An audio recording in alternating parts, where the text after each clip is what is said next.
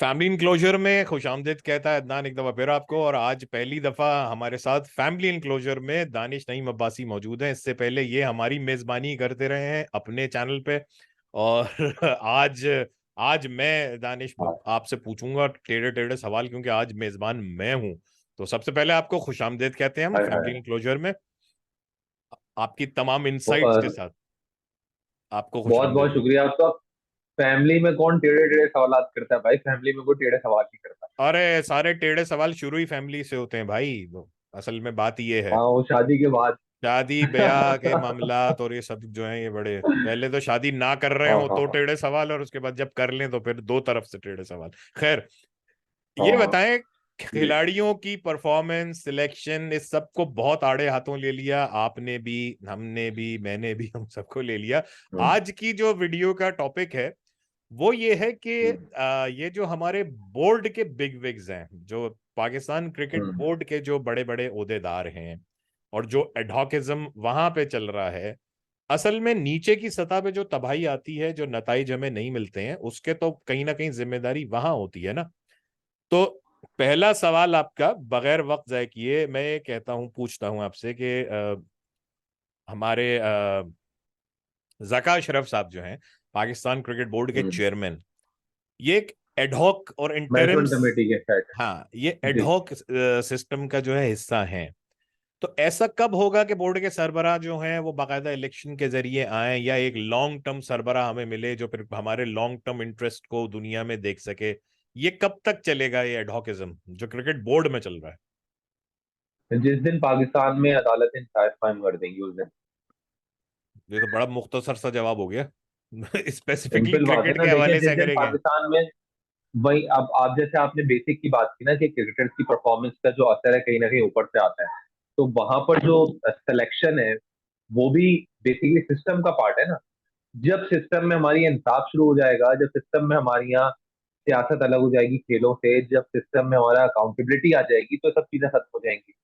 Problem यह है कि ये अदनान भाई, आप भी बचपन से देखते हैं, मैं भी बचपन से देख रहा हूँ, जब से हम पैदा हुए हैं या क्रिकेट हमने देखनी शुरू किया है, डॉकिज्म जो है हमेशा इसका पार्ट रहा है।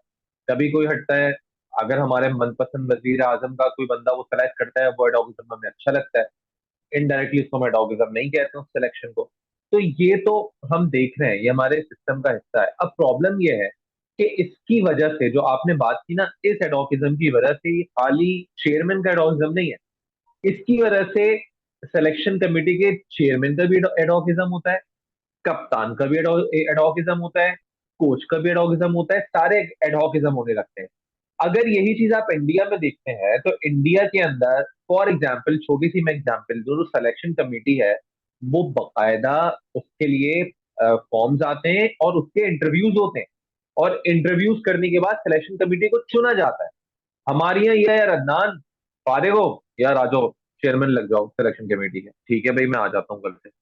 तो ये होगा ना, सिर्फ एडोगिज्म चेयरमैन में नहीं है, पूरी ब्रांचेस हैं, फिर उसके बाद जितने भी हेड्स लग रहे होते हैं वो सब एडोगिज्म का हिस्सा बनते हैं, और फिर तबाही आ रही होती तो यही वजह है कि जो पाकिस्तान की रिप्रेजेंटेशन है बाहर दुनिया क्रिकेट में, आईसीसी में, वो भी किसी खास सिमत का, किसी खास डायरेक्शन के ना होने का शिकार है। एशिया कप होना है। है, आप बहुत खुश हो गए, 4 मैच करवा के आपने कहा हाँ जी हाइब्रिड सिस्टम हो गया, 4 मैच हम करवा लेंगे, एक नेपाल का मैच आप पाकिस्तान का जो है वो करवा लिया आपने, एक बांग्लादेश का करवा लिया। आप बहुत खुश हो गए, एशिया हम्म, कप का हमने मेजबानी अपने पास रखी। आपकी क्या हम्म, शराइत थी? इंडिया हम नहीं जाएंगे, अगर इंडिया नहीं आया, वो पूरी नहीं हुई आपकी। हाइब्रिड सिस्टम में आपने करवाया, इंडिया ने डिक्टेट किया आपको, एसीसी के सदर की हैसियत से करें जय शाह, या बीसीसीआई के सेक्रेटरी की हैसियत से करें, उन्होंने टर्म्स डिक्टेट करवाई। आपको कमर्शियली भी कुछ मतलब खास फायदा नहीं हुआ, आपकी कोई तैयारी आपकी नहीं हुई, कुछ नहीं हुआ, आना जो थी आपकी वो भी कायम नहीं रही। अब आप जा रहे हैं इंडिया खेलने, इंडिया को क्या नुकसान हम्म, हुआ? इंडिया ने जो अपनी साख बनाई हुई है ना, उसको कुछ नुकसान हुआ ना, उसके कुछ आपके मफादात को नुकसान पहुंचा। उल्टा आप श्रीलंका में करवा के एशिया कप ये समझ रहे हैं आपने करवा दिया, आप दुनिया को भी खुश कर रहे हैं, हम्म, खुद भी दिल में खुश हो रहे हैं। तो ये चीजें सारी जो है, ये बिल्कुल बोर्ड का अपने का एडहॉकिज्म है। ये तो ऊपर की बात होगी, अब हम्म, नीचे की तरफ चलते हैं।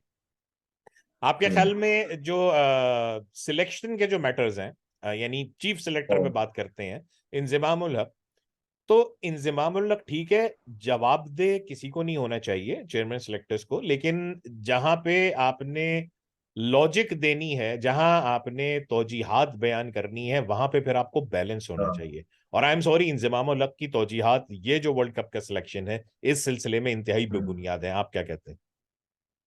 देखें, सबसे पहले इंजमाम से थोड़ा सा मैं पहले से आता हूँ। इंजमाम आए कैसे हैं, इंजमाम का अपॉइंटमेंट कैसे हुआ?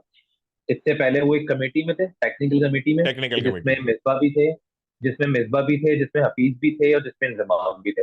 उस टेक्निकल कमेटी ने रेफर कर दिया चेयरमैन, इंजमाम उससे उठ के चेयरमैन बन गए उस टेक्निकल कमेटी से। और मजे की बात बताऊं, अभी आपने एडोलिज्म की जो बात की, इस वक्त पाक क्रिकेट बोर्ड में जो आए नहीं, वो 2014 का बहाल है कॉन्स्टिट्यूशन। 2014 के तहत 2014 के तहत किसी मैनेजमेंट कमेटी का कोई रोल नहीं है।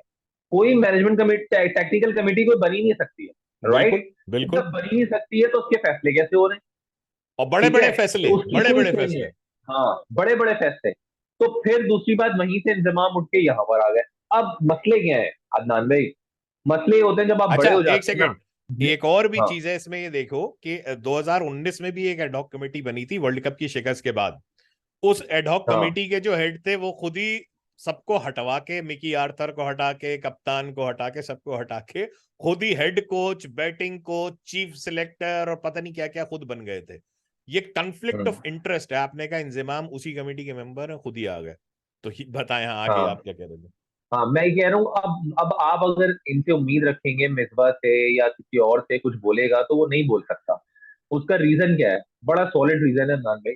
जब हम फॉर एग्जाम्पल बड़े होते हैं, तो हमारे पेरेंट्स जो हैं, कभी ना कभी जॉब के लिए बात करते हैं हमारी, यार जरा दानिश को देख लेना फलानी जगह, जरा अदनान को देख लेना वहां पे उसकी जॉब के लिए। अब हमारे पेरेंट्स उनसे ही पंगा लेंगे कि जहां बेटे को जॉब दिलवानी है, तो क्या वो मुझे जॉब देंगे? नहीं देंगे।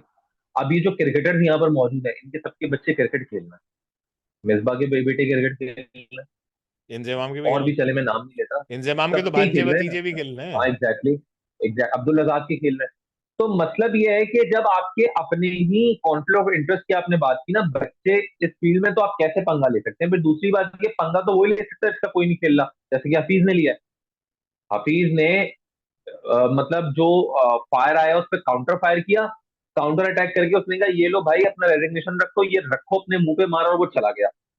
तो अब हमारी यहाँ बेसिकली, अब ये जो आपने तमाम तर सिलेक्शन की बात की है, सिलेक्शन कमेटी में, मैं मुझे ऐसा लगता है कि अब पाकिस्तान की सिलेक्शन कमेटी 1992 में इतनी स्ट्रांग थी कि इमरान खान अपने फैसले लेते थे, इंजमाम भी बहुत स्ट्रांग थे, कप्तान थे।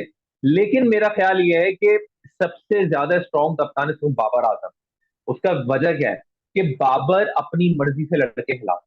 एक लड़का इस वक्त ऐसा नहीं है जो बाबर की मर्जी से ना खेल रहा हो। आपको इससे पहले कोई कप्तान याद पड़ता हो? सरफराज अहमद ने चैंपियंस ट्रॉफी जितवाई, 11 सीरीज जितवाई। स्ट्रॉन्ग कैप्टन तो सरफराज भी नहीं था। इतना स्ट्रॉन्ग कैप्टन अगर आपको कोई याद पड़ता है तो आप मुझे नाम बताएं। कहीं ना कहीं अगर कोई स्ट्रॉन्ग कैप्टन होता भी था ना, तो उसके ऊपर वसीम, वकार या कोई दूसरे लोग मौजूद होते थे। इस वक्त सीनियर भी बाबर है, उनके ऊपर कोई है ही नहीं। सीनियर भी बाबर हैं और तमाम का फैसले भी बाबर कर रहे हैं। मुझे नहीं याद पड़ता इतने स्ट्रॉन्ग कप्तान कभी पाकिस्तान के पास आया हो कि उसने अपने तमाम का फैसले किए हो, तमाम बोर्ड उसके आगे पीछे हो, तमाम कोचेस उसके आगे पीछे हो। और उसके बाद जाकर अगर आप वर्ल्ड कप के बाद ये बोलें कि हम सीख रहे हैं और इंशाल्लाह 2027 की वर्ल्ड कप की हम तैयारी करेंगे, तो फिर डैश है। अच्छा, कप्तान के ऊपर तो बिल्कुल हम आते हैं, अभी इंजमामी की बात हो रही हाँ। थी। हाँ। 1960s की बात है, जब माजिद खान, हमारे मतलब तारीख के प्रोलिफिक बैटर्स में से एक माजिद खान, द जब ग्रेट। सिलेक्शन के, जब उसमें दायरे में आ गए थे कि इनको कौमी टीम के लिए सिलेक्ट किया जाए, उस वक्त सिलेक्शन कमेटी के हेड थे उनके वालिद जी। डॉक्टर जहांगीर खान। वो अलग दी ग्रेट अपने दौर के, जो गैर मुनकसिम बिल्कुल। हिंदुस्तान की तरफ से भी क्रिकेट खेले हुए। उन्होंने रिजाइन कर दिया था सिलेक्शन कमेटी से कि नहीं, मैं अगर खुद सिलेक्टर हूंगा, मैं चीफ सिलेक्टर हूंगा, तो मेरा बेटा चाहे मेरिट पे ही आ रहा हो, तो मुझे मतलब मेरे ऊपर इल्जाम आएगा कि ये इसको मैंने सिलेक्ट किया है अपनी तरफ से, तो उन्होंने कहा ठीक है, ये मेरिट पे आएगा, इसका हक ज्यादा है, मैं स्टेप डाउन कर जाता हूं। यही चीज माजिद खान ने की। माजिद खान भी उस वक्त बोर्ड में थे जब बाजिद खान, उनके बेटे जो हैं, उनके सिलेक्शन की बात हो रही थी और उनका वो चल रहा था। उन्होंने भी हम्म। फौरन स्टेप डाउन कर दिया बोर्ड से कि नहीं, मैं बोर्ड से कोई ताल्लुक नहीं रखूंगा, वरना मेरे बेटे के सिलेक्शन पे जो भी बात होती है। अब इंजमाम के तो भांजे इमामुल हक जो हैं वो मुस्तकिल पिक्चर में और ऑन मेरिट हैं, लेकिन जब वो हाँ, ऑन भतीजी है मेरिट जी हैं, जी। जी जी, जब वो ऑन हम्म। मेरिट हैं तो फिर आप इंजमाम को कन्फ्लिक्ट ऑफ इंटरेस्ट के तहत कैसे किसी ऐसी सिलेक्शन कमेटी में शामिल कर सकते हैं? एक सवाल। दूसरा ये है कि लीगल जो इसकी अदनान भाई सॉरी, एक मिनट, हाँ, आप मुझे बताए ना, इमाम जब फर्स्ट टाइम आए थे टीम में तो सिलेक्शन कमेटी का चेयरमैन कौन था? उस वक्त सिलेक्शन, इंजमाम थे। नहीं वही तो मैं बात कर रहा हूँ, तो देखें, उस वक्त भी इंजमाम थे। मैं यही कह रहा इमाम हूँ। तो उस वक्त बड़े क्वेश्चन मार्क हुए थे कि भाई कैसे आ गया इमाम। लेकिन इमाम ने उस पर काजन ट्रॉफी के फाइनल में सेंचुरी भी स्कोर की हुई थी। इमाम में टैलेंट है, इसमें कोई डाउट नहीं है, उसको बहुत पहले आ जाना चाहिए था। समी असलम वगैरह भी टीम में आ गए उसके साथ के खिलाड़ी, उस वक्त भी वो परफॉर्मर था। लेकिन बात यह है कि अगर आपके पास टैलेंट भी हो ना, और फिर अगर इस तरह का कॉन्फ्लिक्ट ऑफ इंटरेस्ट हो, तो फिर क्वेश्चन मार्क आ जाता है। पॉइंट बात ये है। यह है कि दानिश देखें, बात यह है कि इस वक्त भी और माजी करीब में भी, माजी बईद में भी डोमेस्टिक परफॉर्मर्स जो है ना, उनके साथ तो वो सलूक हो रहा है परफॉर्म कर करके और उसके बाद कहीं अंधेरों में खो जाते हैं। हाँ, उस एक ऐसे ही है। चांस की बात होती है, उस वक्त उनकी कोई ऐसी ममलक ने नो डाउट अपने आप को इंटरनेशनली और स्पेशली 50 ओवर के फॉर्मेट में मनवाया है, लेकिन उनके कंटेम्परीज ऐसे खिलाड़ी थे जिनको भी वो चांस मिलना चाहिए था, मगर उनके मामू सिलेक्शन कमेटी में नहीं थे। वो एक चांस हम्म। होता है जो आपको मनवाने के लिए मिलना चाहिए, उसके लिए आपको कितना इंतजार कर रहा है, वही तो एक चीज होती है कि आप मेरिट वाले खिलाड़ी को मनवाएं। मैंने जो आपको मिसालें दी हैं सारी, उसमें अगर कन्फ्लिक्ट ऑफ इंटरेस्ट आता है तो ऊपर वाली पोजीशन वाला बंदा कुर्बानी देता है, और लीगल पोजीशन भी यही है कि फर्ज कीजिए एक मुकदमा हम्म। चल रहा हो, उसमें जज जो है उसका अगर कोई रिश्तेदार वकील आ जाए सामने, तो जज उस हम्म। मुकदमे को छोड़ देता है, स्टेप डाउन करता है कि ये बायस हो हम्म। जाएगा, वरना मेरा डिसीजन, दूसरा जज आ जाता है। तो ऊपर की पोजीशन वाले को कुर्बानी देनी पड़ती है। केस इस वक्त इमाम का स्ट्रांग है, इंजमाम को नहीं होना चाहिए। इंजमाम इस तरह से फैसले नहीं कर सकते, क्योंकि ना सिर्फ ये बात इमाम की है, बल्कि इमाम के और दोस्तों की भी है। तो ऐसा नहीं है हम्म। कि वो सिर्फ अपने सिलेक्शन के लिए बात कर रहे होंगे मामू जान से। फिर ये तो चीजें हाँ, तो ये, चचा जानते, जी जी। हाँ, हाँ। चचा जान है वो। हाँ हाँ, चचा अच्छा, है, पता भतीजे नहीं, हैं। चले हाँ जो भी हैं, मतलब हाँ हैं हाँ। तो अंकल ही ना उनके। हाँ, तो अंकल ही है। इसका मतलब सही है कि बात है, बिल्कुल सही कह रहे हैं। हाँ। लेकिन अब मैं, मसला क्या है? हाँ, हाँ, बोले बोले। मैं ये कह रहा हूं कि इंजमाम तौजीहात पेश नहीं करेंगे, किसी के सिलेक्शन की करेंगे तो उल्टी करेंगे। किसी को कह रहे हैं कि उसके पास अभी हालिया फॉर्म नहीं है, वो सिर्फ लीग्स खेल रहा है। किसी को कह रहे हैं कि हाँ वो फिट होके वापस जरूर आया है लेकिन लीग्स खेला हुआ है। तो इस तरह की बातें करेंगे तो फिर मतलब इनकी क्या क्रेडिबिलिटी रह जाएगी? कुछ भी नहीं है। आप मुझे एक बात बताएं ना, कि इन्होंने अभी जो सिलेक्शन कमेटी की, जब आप आगे बात कर रहे हैं, ये पाकिस्तान में पहली दफा तो हुआ नहीं है कि सिलेक्शन कमेटी किसी प्लेयर को इन करवाना चाहती है तो उसके लिए वो जस्टिफिकेशन बन जाती है, जो किसी के और के लिए जो है वो कहा जाता है कि भाई ये नहीं हो सकता, लेकिन अपना प्लेयर लाना हो तो उसके लिए जस्टिफिकेशन बन जाती है। अब सेम आपने यहाँ पे बात की है। अब इमाद के लिए क्या क्राइटेरिया था? इमाद के लिए क्राइटेरिया जी, इमाद ने वनडे क्रिकेट नहीं खेली काफी अर्से से। तो उनसे प्रेस कॉन्फ्रेंस में सवाल हुआ कि हसन अली ने कौन सी खेली है यार? हसन अली ने इस साल कोई वनडे मैच नहीं खेला, अदनान भाई आपको भी पता है। हसन अली ने पिछले साल खाली 3 वनडे मैचेस के लिए 2 आउट किए, ये भी आपको पता है। हसन अली ने 2018 के बाद से सिर्फ एक मैच में 5 विकेट्स लिए हैं, वो भी इंग्लैंड में। तो बाकी ये स्पिन फ्रेंडली कंडीशंस में क्या करेंगे? 1 विकेट, 0 विकेट, 1 विकेट, 0 विकेट, इनकी सारी आप लास्ट बॉल इनिंग्स उठा के देख लें पिछले 5 साल की, तो मतलब पता चल जाएगा क्या है। लेकिन ये सिर्फ हसन अली की बात नहीं है, ये एक माइंडसेट है। ये एक माइंडसेट है कि इस खिलाड़ी को खिलाना है तो बस खिलाना है, किसी को नहीं खिलाना तो 10 वजूहात है। सरफराज को, इमाद को, इवन आमिर को, आमिर के मैं फेवर में नहीं हूं, लेकिन आमिर को आपने अगर सिलेक्ट नहीं करना तो फिर आप ये तौजीहात नहीं दे सकते कि वो क्रिकेट नहीं खेल ले जी 50 ओवर की। क्या? क्योंकि 50 ओवर की क्रिकेट जो है वो वनडे इंटरनेशनल के अलावा शादाब भी नहीं खेलते। पाकिस्तान 3-4 वनडे इंटरनेशनल खेलता है साल के, वो शादाब खेल लेते हैं, इसके अलावा किसी लेवल पे वो ना डोमेस्टिक में ना कहीं और वो 50 ओवर की क्रिकेट नहीं खेलते। और इवन लॉन्ग फॉर्मेट उन्होंने 2019 में लास्ट टाइम खेला था, फर्स्ट क्लास लेवल पे। तो ये तो फिर मतलब जी। तौजीहात तो फिर जाएंगी, इसका मतलब है चले सिलेक्शन का मामला तो ये चला। चलिए ये बताएं ना, आप ये बताएं, ये जो 2023 का वर्ल्ड कप खत्म हो जाएगा, इसके बाद अगला कप्तान कौन है ऑस्ट्रेलिया के खिलाफ? बिल्कुल, कप्तान को मैंने एंड में रखा हुआ है। पहले जरा हेड कोच को या आप जो टीम डायरेक्टर हैं इनको डिस्कस कर लें कि मिकी आर्थर को। हाँ मिकी आर्थर बहुत अच्छे कोच हैं, बहुत अच्छे, मैं कहता हूं उनकी मैन मैनेजमेंट स्किल्स भी हैं, टेक्निकली भी वो नजर रखते हैं, सब कुछ है, ठीक है। मिकी आर्थर ने आपको टाइटल जितवाया है, जो भी आप कह लें, लेकिन क्या एक आदमी जो मुस्तकिल वहां पे काउंटी सीजन में बैठा हुआ है, उसको यहाँ के खिलाड़ियों की निटी ग्रिटीज पता चल सकती हैं? क्या उसको वहां बैठे ये पता है कि बाबर आजम पिछले कितने अरसे से क्वालिटी बॉलिंग अटैक्स के खिलाफ स्ट्रगल कर रहे हैं? अंदर आती हुई बॉल, चाहे वो स्पिनर की हो चाहे वो फास्ट बॉलर की हो, वो उस पर स्ट्रगल कर रहे हैं। वो क्वालिटी स्पिनर्स को नहीं खेल पाते जो बड़े स्कोर करते हैं। उमूमन ये हमारे भारत के दोस्त जो हैं ये इल्जाम लगाते हैं कि बाबर जो है वो बड़ी टीमों के खिलाफ स्कोर नहीं करते, छोटी पे करते हैं। लेकिन ये इस साल तो मतलब ये बात साबित हो रही है कि अफगानिस्तान के खिलाफ, नेपाल के खिलाफ स्कोर करके नंबर 1 रैंकिंग उनकी आई हुई है। करंट फॉर्म बड़ी टीमों के खिलाफ इनकी कुछ भी नहीं है। ये बात क्या इनको पता है? शादाब खान क्यों टर्न नहीं कर रहा है? क्या मिकी आर्थर को वहां बैठे हुए बात पता चल रही है कि शादाब खान क्यों नहीं विकेटें ले रहे हैं, नवाज विकेटें क्यों नहीं ले रहे, फखर जमान के साथ क्या टेक्निकल फ्लॉज हैं? क्या ये मतलब लॉन्ग डिस्टेंस रिलेशनशिप चल सकती है ज्यादा दिन तक? कन्फ्लिक्ट ऑफ इंटरेस्ट इसमें भी है कि वो जहां इंग्लैंड में बैठे हुए हैं, फिर वहां से अगर इनको आप टैकल करने की कोशिश करते हैं तो फिर दोनों मालूमात जो है वो भी कॉन्फिडेंशियल शेयर होती हैं। क्या लॉन्ग बिल्कुल डिस्टेंस? ऐसा है। हाँ। अच्छा, अब इसमें क्या है कि आपके फॉर एग्जांपल मिकी आर्थर जैसे टीम डायरेक्टर है, अमूमन होता ही है कि to be honest team director जरूरी नहीं कि टीम के साथ ट्रैवल कर रहा हो, वो कोच का काम होता है। हम्म। इंडिया में हमने देखा था टीम डायरेक्टर जो थे उन्होंने ड्रेसिंग रूम भी शेयर करते थे, और या इवन वहां टीम के साथ होते भी थे। चले यहाँ तक बात मान ली कि टीम डायरेक्टर टीम के साथ नहीं है, कोई मसला नहीं है, लेकिन टीम डायरेक्टर की जॉब ड्यूटीज क्या है, जॉब रिस्पॉन्सिबिलिटीज क्या है जो आपने बात की है? प्लेयर्स को जांचना, प्लेयर्स को देखना, वीकनेस देखना, फ्यूचर के लिए प्लेयर बताना, बताना कि आइडेंटिफाई करना, भाई आपके 2-3 साल के लिए मैं लड़के आपको बना के दूंगा। वो तो आपकी सिलेक्शन कमेटी की मीटिंग में नहीं आते। आपकी इतनी इंपॉर्टेंट मीटिंग हो रही है सिलेक्शन कमेटी की, जो पहली मीटिंग थी उसमें आपके साथ मिकी आर्थर मौजूद ही नहीं थे। तो जब आपके साथ मिकी आर्थर मौजूद नहीं थे, फिर जब मिकी आर्थर मौजूद थे तो एक मीटिंग में इंजमाम मौजूद नहीं थे, वो अकेले जाके चेयरमैन से मिलकर आ गए। तो अब ये जो इतनी प्रॉब्लम्स हैं, अब मिकी आर्थर की आपने बात की, उन्होंने अपना पूरा अपना एक सेटअप तैयार करके दे दिया। मिकी आर्थर मुझे बताए ना, अब इन झमेलों में क्यों पड़ेंगे अदनान भाई? वो क्यों पंगा लेंगे बाबर आजम से कि भाई पैसे नहीं ले फलाने रहे, लड़के को ले लो, फलाने लड़के को ना लो? वो पैसे नहीं क्यों ले रहे पंगा क्या? लेंगे जब एक्चुअली उनको पता है मुझे खामोशी से जब डॉलर्स मिल रहे हैं रखो, बाबर से बना के रखो जो इस वक्त किंग बना हुआ है, खत्म हो गई बात। वो बाबर के अगेंस्ट जा ही नहीं सकते। ग्रांड ब्रिटेन कैसे बाबर के खिलाफ जाएंगे? वो जा ही नहीं सकते।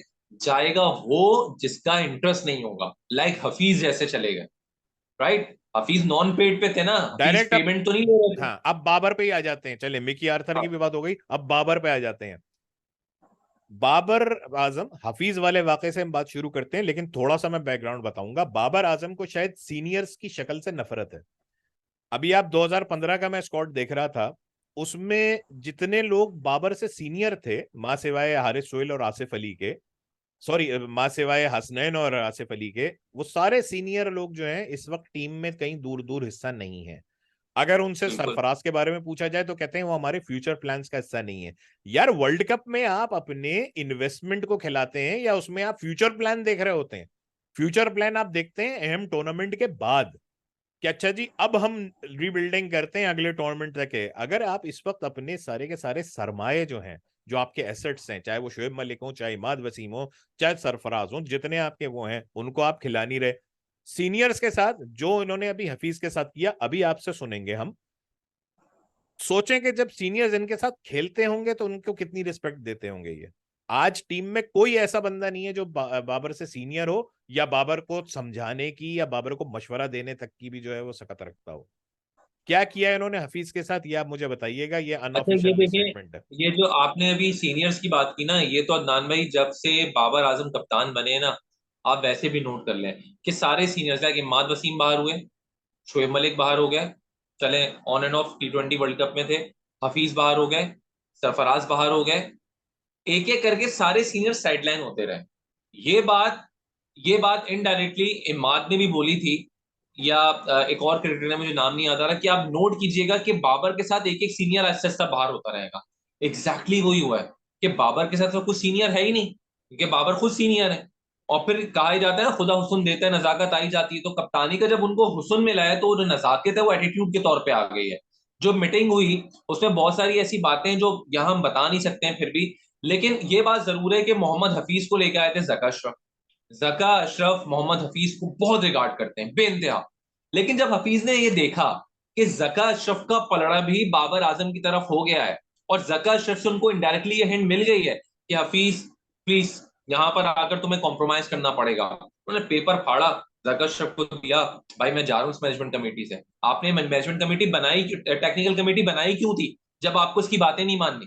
उन्होंने, और फिर मीटिंग के अंदर जो भी तू तू मैं हुआ है, मतलब वो कोई बहुत बदतमीजी के लेवल पे नहीं हुआ, लेकिन सीनियर्स को जवाब देना, या चाहे वो कोच की तरफ से आए चाहे कप्तान की तरफ से आए, कि आप जो है ये हमारी टीम है, फला लड़का अगर टीम के साथ नहीं जाएगा तो ये टीम वर्ल्ड कप खेलने के लिए नहीं जाएगी, हफीज आप थोड़ा सा तहम्मुल से बात करें, ये करें वो करें, इस तरह की जब बातें हो रही होंगी मीटिंग के अंदर, मैं एक पर्टिकुलर शख्स का नाम नहीं ले रहा किसने की है, लेकिन ये पूरी जो ओवरऑल मीटिंग के अंदर संगी जब गुफ्तगू होगी तो हफीज तो चला जाएगा। पर रहेगा कौन? रहेगा वो कि जिसका इंटरेस्ट है और वो रहे। अब इंतजाम नहीं है ना सिलेक्शन कमेटी की मीटिंग में, जिस रात मिकी आर्थर मीटिंग में मौजूद नहीं थे उसमें सब लोग थे, इंजमाम भी थे, बाबर भी थे, हफीज भी थे, मिसबाह भी थे। उसमें ये प्रॉब्लम्स हुए। प्रॉब्लम्स क्या हुए?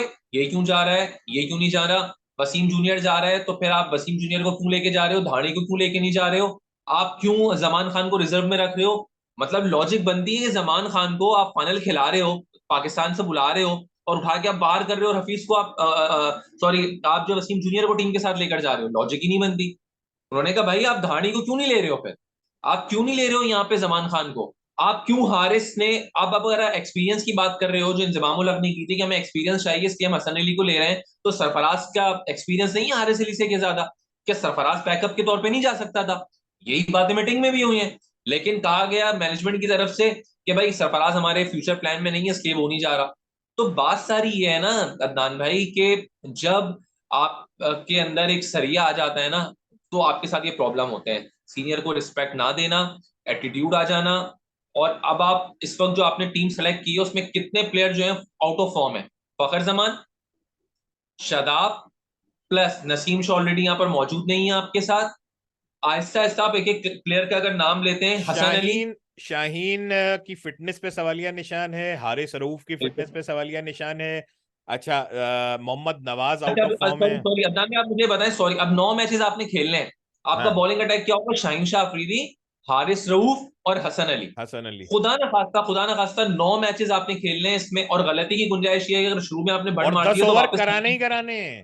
ये कप्तान साहब को एग्जैक्टली आपको पता नहीं है कि 7 बॉलरों फिर भी सबसे 10 कराऊंगा मैं। exactly. तो अगर शाहीन आफरीदी हारिस रऊफ खुदा ना खास्ता इंजर्ड हो जाता है तो आपका बॉलिंग अटैक क्या होगा? Hasan Ali, bowling attack Wasim Wasim junior, और जूनियर। फिर आप जमान खान को कॉल कर रहे होंगे, और शादाब ऑलरेडी वहां पे आपके खिलाफ जो आपको रन दी, तो आपका बॉलिंग अटैक तो गया इस वर्ल्ड कप में। तो जो ये बात डिजास्टर की है। बात आपने भी स्क्वाड मैंने देखा अगर, था, आपने हाँ, डिजास्टर की बात की तो सही की थी यार। स्क्वाड अगर आपका है, अबरार को आप अगर टीम में रख रहे हैं मिस्ट्री स्पिनर, फिर आप उसको मेन स्क्वाड में रखे ना भाई। आप तय कर लें, उसामा मीर आपका पाकिस्तान कप का बेस्ट स्पिनर था, ठीक है, आपने उसको रखा हुआ है तो खिलाएं। खिला क्यों नहीं रहे हैं? अगर आप अपने मर्जी के लड़के लेके जा रहे हैं तो क्या 11 आप अच्छी सिलेक्ट करते हैं, और उस 11 का फील्ड पे क्या आप अच्छा इस्तेमाल करते हैं? कभी आप नवाज को आखिरी ओवर तक रोक कर रख लेते हैं, कभी आप नवाज से सिरे से बॉलिंग नहीं कराते हैं। कभी अगर आपका जो नॉन रेगुलर बॉलर है, ये जो आपका ऑलराउंड स्पिनर है, अगर वो अच्छी बॉलिंग कर रहा है, उसने 2 ओवर में 1 रन दिया है, तो उससे आप आगे बॉलिंग नहीं करवाते कि नहीं पूरे ओवर तो शादाब भी करेगा? ये मतलब बातें भी तो फिर देखने वाली चीजें हैं। इमरान खान से अगर कंपैरिजन करना है कि जी वो मुतलकुल अनान कप्तान थे, तो रिजल्ट उनके सामने रख के देख लें। इस बात से ये जो रैंकिंग सिस्टम है ना, इसने हमारी मत मार दी है। ये नंबर 1 हाँ बैट्समैन, ये नंबर 1 पाकिस्तान की टीम, अरे भाई ये रैंकिंग जो है ना, मेरे आपके ये वीडियो खत्म करने तक चेंज हो जाती है। आज हाँ किसी को याद नहीं होगा कि 22 अप्रैल या 23 अप्रैल, आज जो भी तारीख है 2023 को, नंबर 1 टीम कौन सी थी। ये सबको याद रहेगा कि 2023 में वर्ल्ड कप किसने जीता है। 1992 में वर्ल्ड कप पाकिस्तान ने जीता है, ये सबको याद है। यकुम जनवरी 2022 को पाकिस्तान नंबर 1 था, ये किसी को याद नहीं है, ना कभी रहेगा और ना आगे जाके मतलब किसी को याद आएगा। Get out of this thing, this mind set, इसने पागल कर दिया है। कि जी नॉट आउट रहो, स्लो खेल खेल के सेंचुरियां बनाओ और ब्लेम कर दो लेट ऑर्डर में। हमारे पास मारने वाला नहीं है, हमारे पास मारने वाला नहीं है। मैंने अभी फरियाल के साथ कल की है अपना जो वीडियो, उसमें भी पॉइंट आउट किया है। कामरान गुलाम 145 की एवरेज है उस लड़के की पाकिस्तान कप में। 145 के एवरेज का मतलब है कि कितना नॉट आउट रहा है वो। 2 सेंचुरियां 2 50s हैं, कितना नॉट आउट रहा होगा। इसका मतलब है हर बड़ी इनिंग खेल के वो इनिंग फिनिश करता है। ये क्वालिटीज किसी को नजर नहीं आती हैं, फिनिशर्स नजर नहीं आते हैं। तो बात वही है कि अगर बाबर को मुतलकुल अनान बनना है, कोई इसमें बुराई नहीं है, क्या अपनी मर्जी की आप टीम लाएं, इस काबिल तो बने आप पहले। अच्छा, ये भाई, सरिया आया कब से? रमीज राजा के फ्री हैंड देने के बाद से आया सरिया इनमें? वो पॉइंट ऑफ टाइम क्या था जब इनमें सरिया आया? देखें बात ये है, सरिया, देखें बहुत सारे लोग जो है ना वो ये समझते हैं कि शायद वो इतने शार्प नहीं है। देखिए, अगर शार्प नहीं होते ना अदनान में, जो आपने भी पॉइंट आउट किया है ना, बात सीनियर्स ऐसा ऐसा करके बाहर नहीं हो रहे होते, राइट। अब हुआ क्या है, अब ये हुआ है कि जब आपको सरिया उस वक्त आता है या आर्ग्यूमेंट उस वक्त हो जब आपकी बात नहीं मानी जाती। अभी तक तो सारी बातें मानी जा रही थी, मोहम्मद वसीम भी उनकी सारी बात मानते थे, इससे पहले सिलेक्शन कमेटी के चेयरमैन थे। अब क्या हुआ कि अब आगे सामने आपके सामने टेक्निकल कमेटी, जिसमें थे हफीज। हफीज आपकी बात नहीं मान रहे, तो जब आप किसी सामने वाले को आर्ग्यू करेंगे तो उस वक्त सरिया आएगा, उस वक्त आप खुल के एक्सपोज होंगे। तो हफीज ने इस वक्त एक्सपोज किया है बाबर आजम को कि सही मानों में कि बाबर आजम क्या चाह रहे हैं, और बाबर आजम की जो फ्रेंडशिप फ्रेंडशिप की सब बात करते थे, क्लियरली बाबर आजम ने उस फ्रेंडशिप को बता दिया। भाई, हफीज कहते हैं शदाब को किस बात का वाइस कप्तान बनाओगे, उसकी तो परफॉर्मेंस ही नहीं है। हफीज वो बातें कर रहे हैं जो मैं और आप कर रहे हैं। वो कहते हैं नहीं जी, वाइस कप्तान जाएगा तो शदाब ही जाएगा, और तो कोई जा नहीं सकता।